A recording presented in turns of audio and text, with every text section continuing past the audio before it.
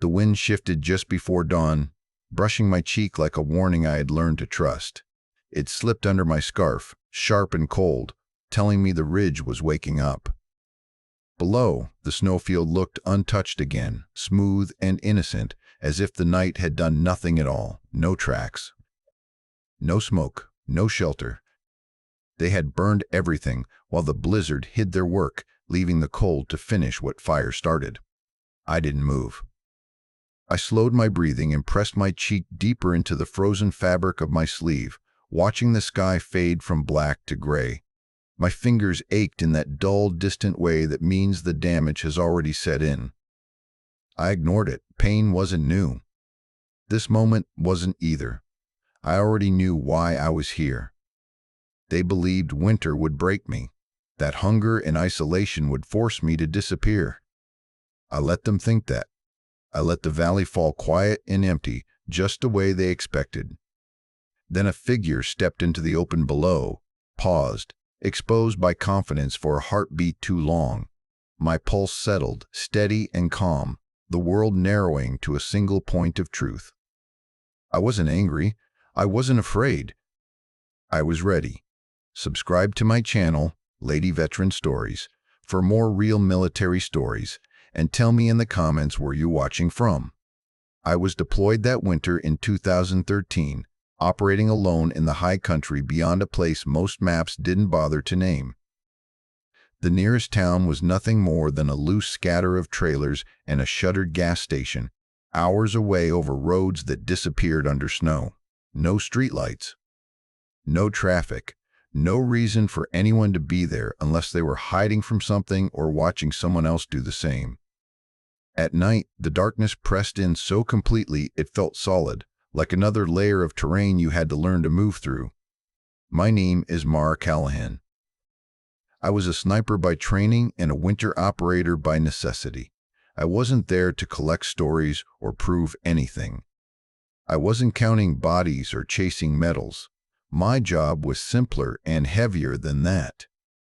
I was there to deny ground, to make every step through that valley feel uncertain, to force the enemy to slow down, hesitate, and question whether moving forward was worth the cost. The shack they burned was never meant to be home. It was plywood nailed together by someone who understood temporary solutions, a rusted stove that smoked more than it heated, a radio held together by careful repairs and patience. It was a place to dry gloves, melt snow, and listen. Mostly, it was a place that bought time.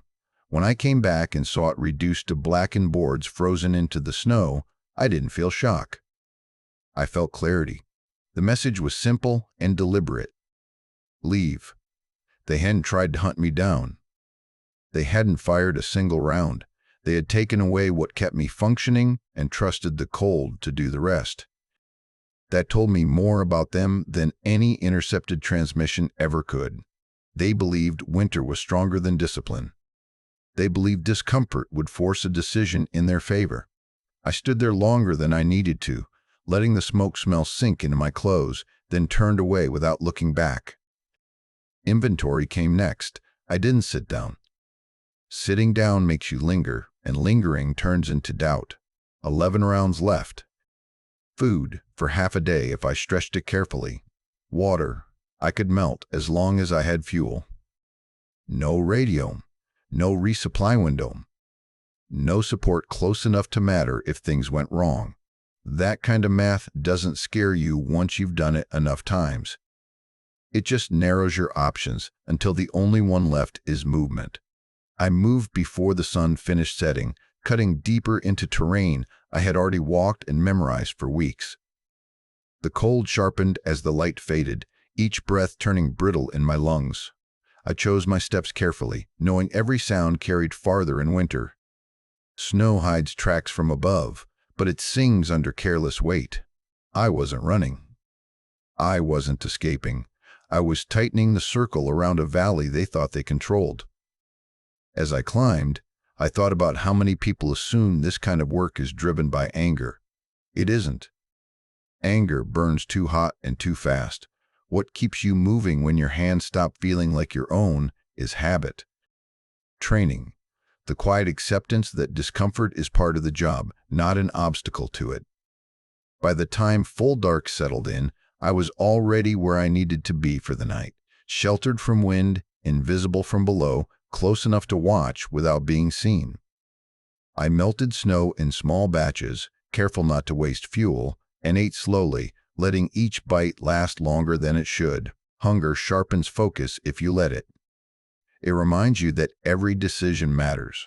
Lying there, listening to the valley breathe, I understood something they hadn't planned for. Burning the shack hadn't removed me from the fight. It had simplified it. There were no more comforts to protect, no equipment to go back for.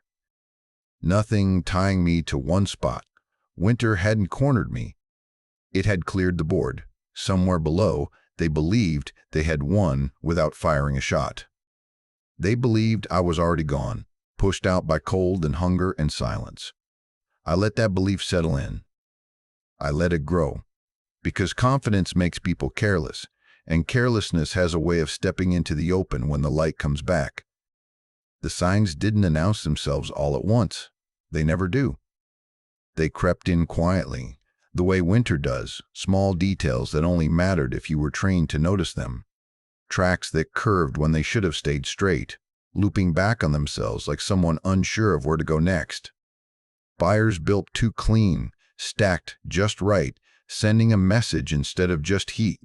At night, voices carried farther than they needed to, drifting across the valley on the wind, louder and looser than disciplined men usually allow. They were searching for me, but underneath that effort was something else. Unease. The kind that seeps in when plans don't unfold the way they're supposed to. I learned early in my career that fear changes behavior faster than bullets ever will. People rush decisions. Leaders start correcting things that aren't broken. Patrols bunch up tight when spacing would keep them alive. I watched all of it unfold from a distance, through cold glass and deeper shadow, letting patterns form in my head without forcing them. Every movement told a story. Every mistake added a sentence. The valley had gone quiet in a way that felt unnatural. No radio chatter crackling through the air. No engines echoing in the distance. Just the low whisper of wind sliding over snow and the steady sound of my own breathing trapped inside my hood. Silence like that isn't peaceful.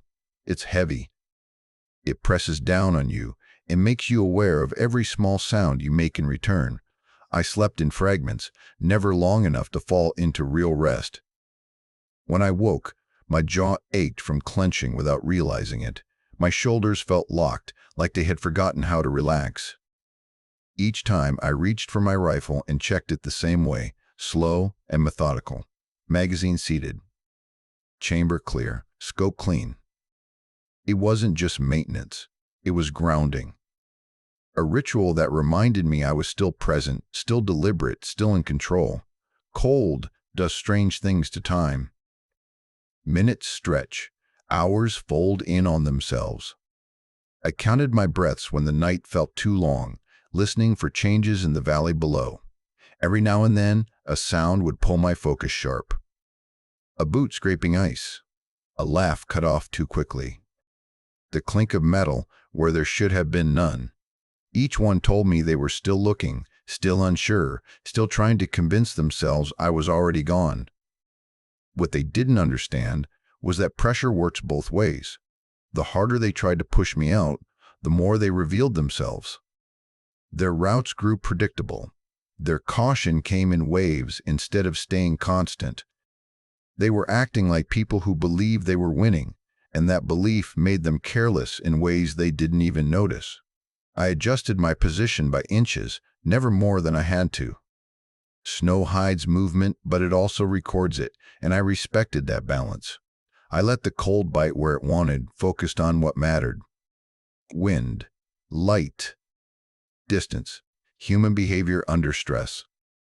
There's a moment in operations like this when isolation stops feeling like loneliness and starts feeling like clarity. With no one talking in your ear, no orders being updated, no noise to distract you, everything simplifies. You stop thinking about what might happen and start seeing what already is. They believed they were pushing me out, tightening the pressure until I had no choice but to leave. From where I lay, watching them stumble through confidence they hadn't earned, I could see the truth clearly. They weren't forcing me to retreat. They were teaching me exactly how they moved when they thought they had already won. By the third night, their pattern was clearer to me than it was to them. That's how it usually goes. People think advantage comes from numbers or equipment, but it really comes from repetition. From watching the same mistakes happen again and again until they stop feeling random. One woman doesn't need many options. She needs one position that matters, one decision that can't be taken back. I started climbing as the temperature fell hard, the kind of cold that makes metal sting and skin feel brittle. My hands went numb early, fingers stiff inside my gloves, but I didn't fight it. I adjusted my grip and kept moving. My boots scraped ice. I already knew by feel, each step placed where I had memorized it days earlier. The pain came in layers, first sharp, then dull, then distant. I welcomed it. Pain meant I was still present, still awake, still choosing every movement instead of drifting into exhaustion. The ridge took longer than it should have, but I didn't rush it. Rushing creates noise, and noise creates mistakes. When I finally settled in, the wind cut cleaner, stripping heat faster than before. I packed snow around my position until I blended into the slope, then lay still and watched. Below me, their camp lights blinked in and out as they argued. Even at that distance, I could tell when something wasn't right. Light snapped on, then off too fast. Shadows moved in tight circles instead of purposeful lines. I didn't need to hear their words. I could read their hesitation in the way they moved. Years ago, Elena Torres had explained it during a training rotation I never forgot. She was one of those women who never raised her voice and never wasted a sentence. She told me that leadership isn't about where someone stands, it's about how long they pause before they move. Leaders stop to consider. Everyone else waits for permission. Once you see it, you can't unsee it. From the ridge, I saw it clearly. One figure lingered half a step longer than the rest. Not hesitation. Assessment. The others adjusted around that pause without realizing why. That told me everything I needed to know. I wasn't thinking about revenge. Revenge is loud and messy and personal. This wasn't personal. I was thinking about effect, about what one decision could do to a whole system built on confidence and routine. One action, taken at the right moment, can save lives you will never meet and never be thanked by. That's the part most people don't understand. This work isn't cinematic. It isn't fast. It's waiting while your body protests and your mind tries to wander. It's discipline layered on top of discomfort. It's choosing when not to pull the trigger just as carefully as choosing when to break it. I watched them long enough to know their rhythm. When they ate, when they sent out patrols, when they relaxed just enough to believe the worst was over. Confidence doesn't disappear all at once. It erodes in pieces, and they hadn't noticed the ground shifting under them yet. The cold pressed harder as the night deepened. My breathing slowed until it felt like it belonged to someone else. I focused on small things to stay anchored. The weight of the rifle against my shoulder, the sound of wind moving across the ridge instead of through it, the faint warmth where my body met the snow, trapped heat that wouldn't last but didn't need to. There's a moment when you've committed to a position like that where everything becomes simple. Not easy, simple. The noise in your head fades, replaced by clarity. You stop thinking about how long you've been there and start thinking about timing. You stop thinking about yourself at all. I knew then that I wouldn't need many chances. I wouldn't need follow-up shots or dramatic movement. I needed patience and restraint. I needed to let them keep believing the story they'd told themselves, that the fire had done its job, that winter was finishing what they started. They argued late into the night, then settled, exhaustion dulling their edges. Lights went out one by one. Silence returned, thicker than before. I stayed exactly where I was, letting the ridge hold me, letting the cold do what it always does to people who underestimate it. This wasn't about proving anything. It was about ending something before it grew teeth, about taking responsibility for a decision no one else could make in that moment. From the ridge, watching their camp breathe in and out of darkness, I understood how close they were to a mistake that would cost them everything. They thought they still controlled the valley. They thought the pressure had worked. They didn't know yet that they had already given me the one thing I needed. I settled into position long before dawn, shaping the snow around my body until it felt like part of the ridge instead of something sitting on top of it. The rifle rested steady against my shoulder, weight familiar enough to quiet my thoughts. I checked the wind once, then again, then a third time, not because it had changed, but because certainty matters when there are no second chances. I counted my breaths, slow and even, until my pulse softened and blended into the cold, no longer something I had to fight. Time stretched in that strange, hollow way it does just before morning. The valley held its breath. Somewhere below, men slept, believing the hardest part was over. I let my eyes stay open, blinking only when they burned too badly to ignore. Comfort was never part of the plan. My thoughts drifted, as they sometimes do in those long, quiet hours, to my mother back home. She lived in a place with one stoplight and more land than people, where winter wasn't an event but a season you learned to live with.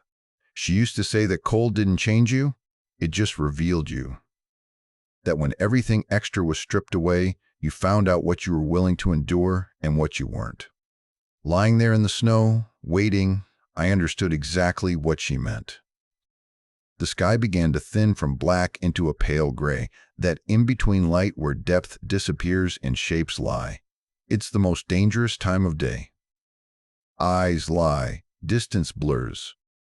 People relax too early, convinced the night has passed without consequence. That's when mistakes happen. I waited anyway. Waiting is harder than action.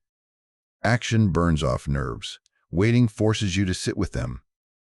I let the cold bite deeper into my legs and shoulders, reminding myself that discomfort wasn't an emergency. I adjusted nothing. I rushed nothing. I trusted the work I had already done. When movement finally started below, it unfolded exactly as I had expected. The patrol emerged slowly, boots crunching softly, breath visible in the thinning dark. They moved with the confidence of people who believed the worst was behind them. Spacing was loose. Heads were up, but not careful. They scanned ground they thought was empty, shadows they believed were harmless. The leader stepped forward first. He always did. Leaders convince themselves they need to see things with their own eyes. He paused at the edge of the open, looking out across the snowfield that hid me so well. For a moment, I wondered if instinct would save him, if something in his chest would tighten and make him hesitate. It didn't. He stopped and bent slightly, adjusting his glove, exposing himself in a way only certainty allows. It wasn't arrogance, it was belief. Belief that the valley was theirs again. Belief that the fire had worked. Belief that winter had already done its job. That was the window winter had given me. Everything narrowed then, the way it always does. Wind steady. Light accounted for. Distance settled in my mind without numbers. I felt the weight of the decision, heavy but familiar. This wasn't anger. This wasn't fear. It was responsibility, clear and absolute. I exhaled halfway and held. The trigger broke clean, almost gentle, the sound sharp and final in the quiet morning.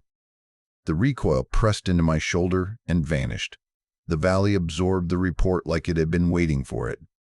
The leader fell where he stood. For a moment, nothing else happened. Then confusion rippled outward, fast and messy. Voices rose. Shapes scattered. Orders collided and dissolved. The patrol that had stepped out so confidently seconds earlier no longer trusted the ground under their feet. I didn't fire again. I watched. Fear took over where leadership had been. Men crouched too low, then stood too quickly. Someone shouted for direction that didn't come. They bunched up, then broke apart, each movement feeding the next mistake. They searched the ridge with their eyes, but they were already too late. The damage wasn't the body in the snow. It was what his absence did to everything around him. Winter hadn't killed me.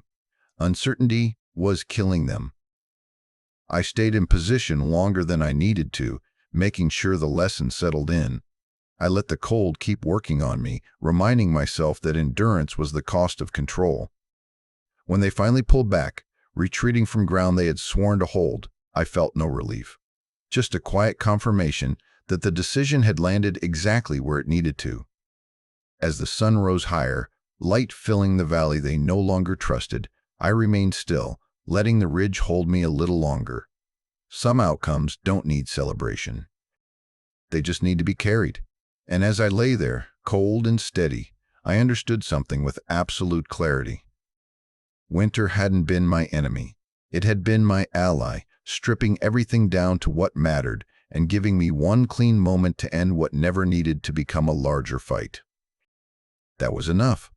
Time slowed in a way I had only felt a handful of times before, that narrow space where everything finally lines up and the noise in your head goes silent.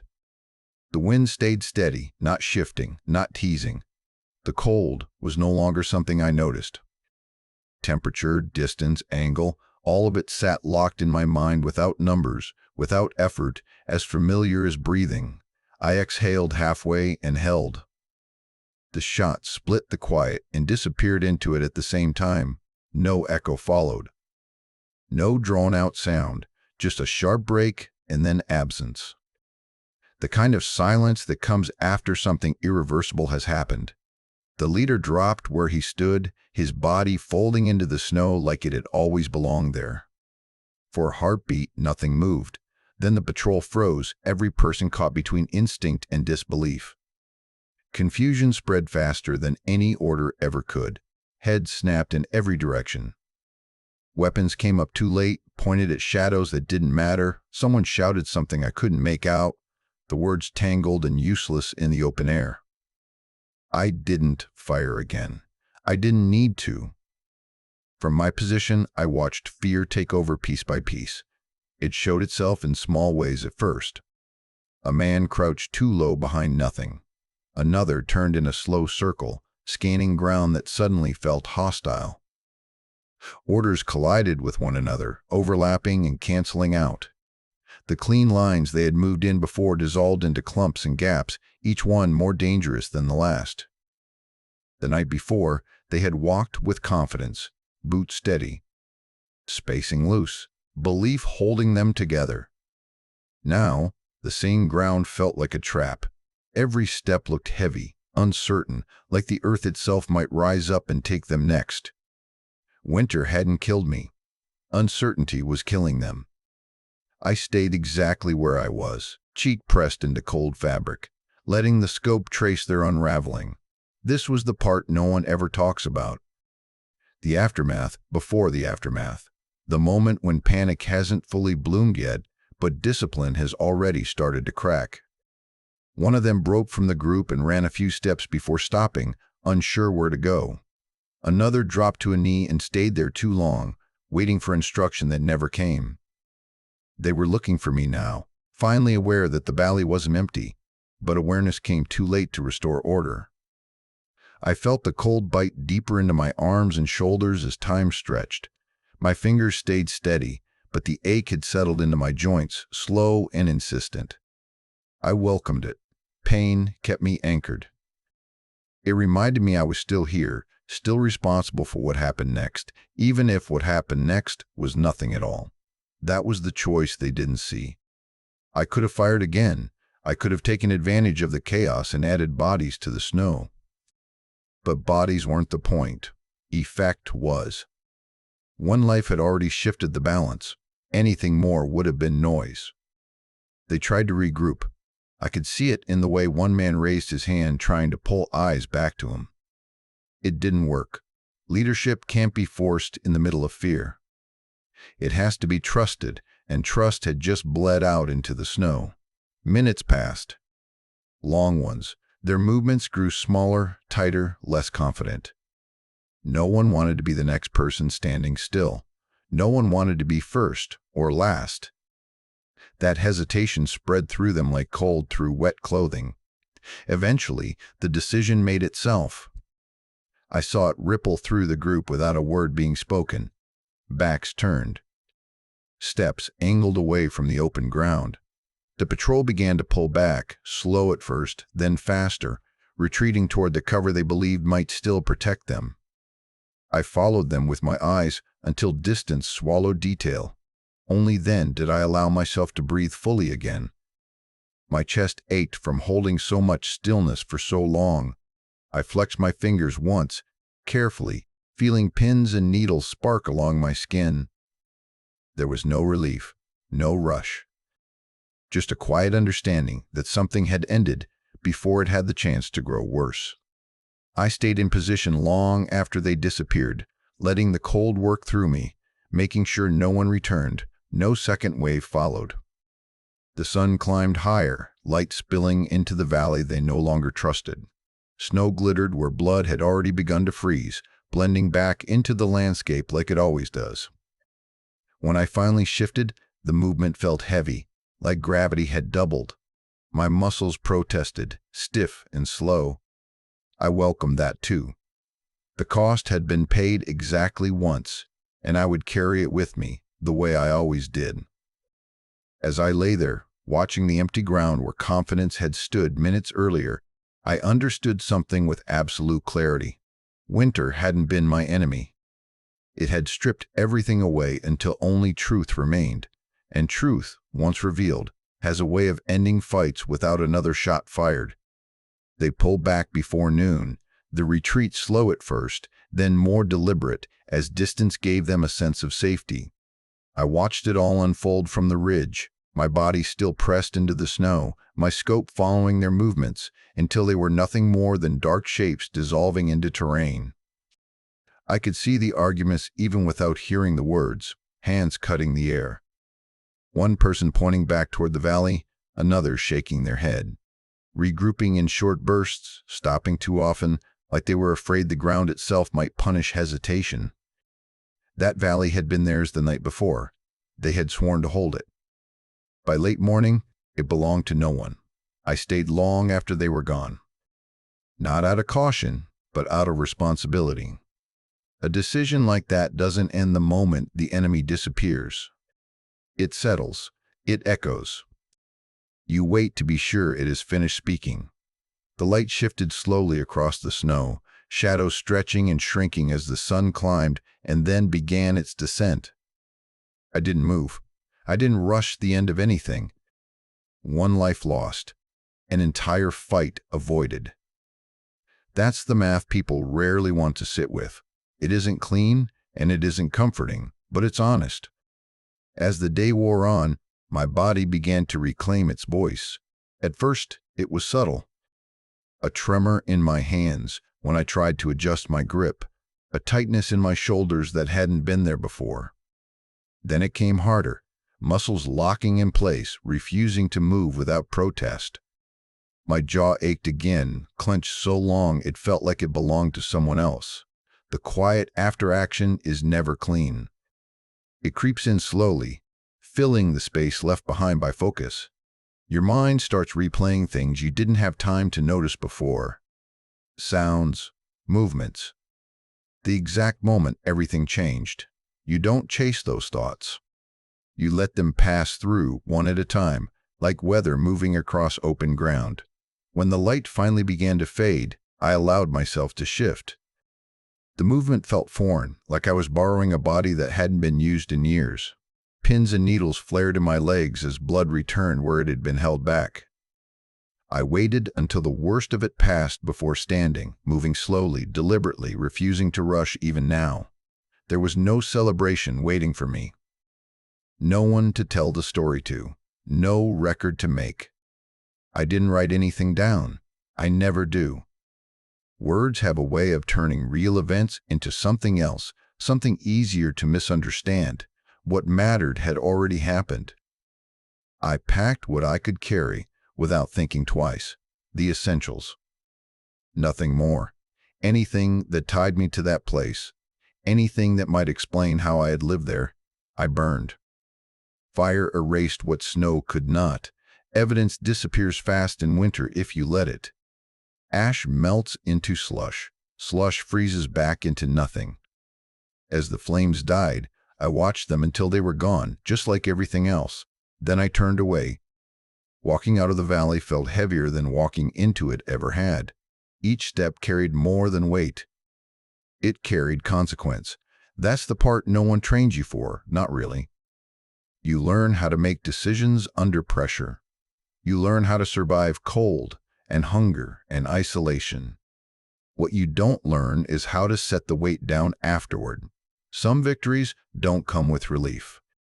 They come with silence that stretches longer than expected, with nights where sleep doesn't arrive easily, and when it does, it never stays long. They come with the understanding that you did what needed to be done exactly once, and that it mattered. I moved until darkness settled fully again, until the ridge and the valley were behind me and the world narrowed back down to breath and step and balance. My hands still shook when I stopped, small tremors I didn't bother fighting. Letting them happen felt honest. There was no guilt in what I had done, no pride either. Just acceptance. The kind that sits heavy in your chest but doesn't ask permission. By the time I reached a place I could rest, the cold had settled deep into my bones, a reminder that the day had taken something from me I wouldn't get back. I lay down and closed my eyes, listening to the wind move through empty space where a fight might have grown larger if left alone. Some outcomes don't announce themselves. They don't end with noise or applause. They end with retreat, with absence, with the quiet understanding that a line was held, and the cost of holding it would be carried by one person instead of many. That night, as my body finally gave in to exhaustion, I understood something clearly. Victory doesn't always feel like winning. Sometimes, it just feels like weight you learn to live with. Days later, when extraction finally came, it happened without ceremony, no countdown, no relief flooding in all at once. Just a quiet confirmation passed through channels I never heard directly. I moved to the pickup point the way I had moved everywhere else, slowly, deliberately, leaving as little behind as possible. When I climbed aboard, no one asked me what happened out there. No one asked how close it had come, or how long I had stayed. The map was updated somewhere far from me. The valley was marked, denied, mission complete. That was enough. I watched the terrain disappear beneath us until it was nothing but shape and color again, stripped of meaning. From the air, it looked harmless, clean, like a place no one had ever fought over. I remember thinking how easy it would be for someone to believe nothing important had happened there at all. When I got back, everything felt louder than it should have. Doors closing, boots on concrete, voices overlapping. My body stayed tight for days, braced for something that never came. Sleep arrived in pieces, shallow and unsatisfying, always leaving before morning. No one pressed me for answers. That was part of the job too. Some things aren't meant to be unpacked in debrief rooms. Eventually, I went home. People there meant well, they always do. They asked if it was hard, like difficulty could be measured cleanly, like there was a scale that explained everything. I told them winter was cold. I told them the mountains were quiet. I said it the way people say the sky is blue or water is wet. Simple facts that don't invite follow-up. They nodded, satisfied, and moved on to safer topics. The truth was harder to explain, not because it was dramatic, but because it was quiet. Because silence like that doesn't fade once you leave it behind. It follows you. It settles into ordinary moments, standing in line, driving at night, waking up before dawn for no reason at all. You hear it in the pauses between sounds, the way the world holds still when no one else notices. Responsibility is like that too. It doesn't announce itself. It doesn't ask if you're ready. It just stays, You carry it the same way you carry memory, not as something sharp all the time, but as a weight that shifts when you least expect it. I had done my job. That part was clear. The cost had been paid exactly once, and it had ended something before it spread. No more patrols moving through that valley. No more nights of pressure building toward something worse. It had cost exactly what it needed to cost. Nothing more. That knowledge didn't bring comfort, but it brought balance. In this line of work, balance matters more than relief. There were moments, back in ordinary life, when I caught myself scanning without meaning to. Watching hands. Watching pauses. Noticing who spoke last and who waited. Old habits don't disappear just because the environment changes. They soften around the edges, but they stay. Sometimes, when winter came back around, I felt it in my hands first. A dull ache that reminded me of stillness held too long. I didn't fight it. Fighting never helped. I let it be what it was, a reminder of something finished but not forgotten. I never told anyone the details. Not because I was hiding them, but because details have a way of turning into spectacle once they leave your mouth. What mattered wasn't the shot or the cold or the isolation. What mattered was the restraint.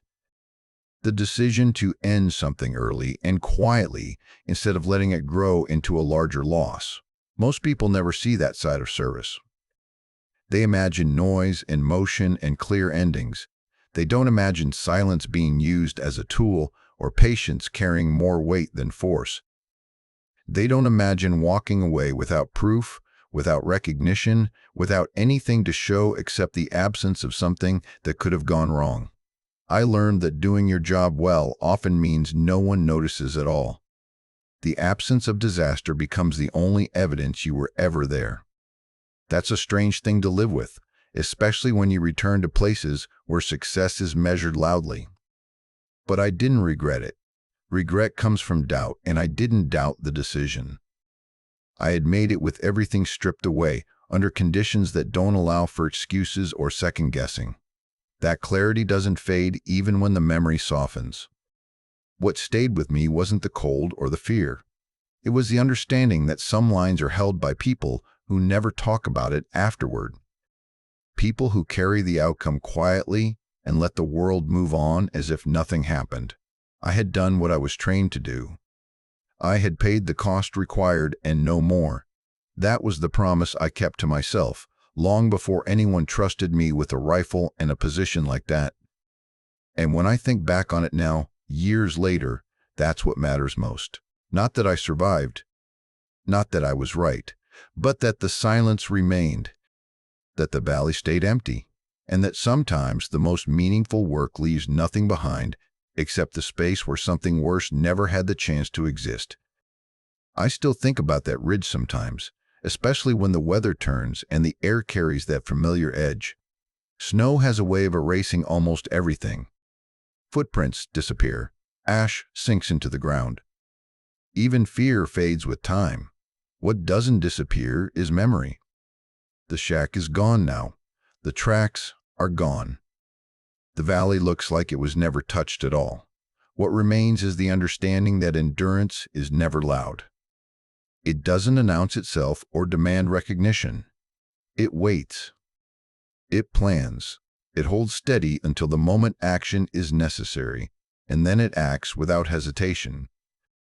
There is no drama in that, just discipline. Women in the military learn this early. You learn how to carry weight without complaint. How to make decisions alone when there is no one to share the burden. How to live with outcomes that don't come with applause or explanation. Strength, real strength, is often quiet and unseen. Winter didn't make me strong. It didn't harden me or break me. It simply stripped everything away until only discipline remained, tested in a place where no one was watching and no one would ever know the full story. That morning ended a fight most people will never hear about. No reports. No headlines. Just absence where conflict might have grown. That's enough. Some lines are never marked on maps. They are held in silence, by people who walk away without needing to be remembered. Subscribe to my channel, Lady Veteran Stories, for more real military stories, and tell me in the comments where you're watching from.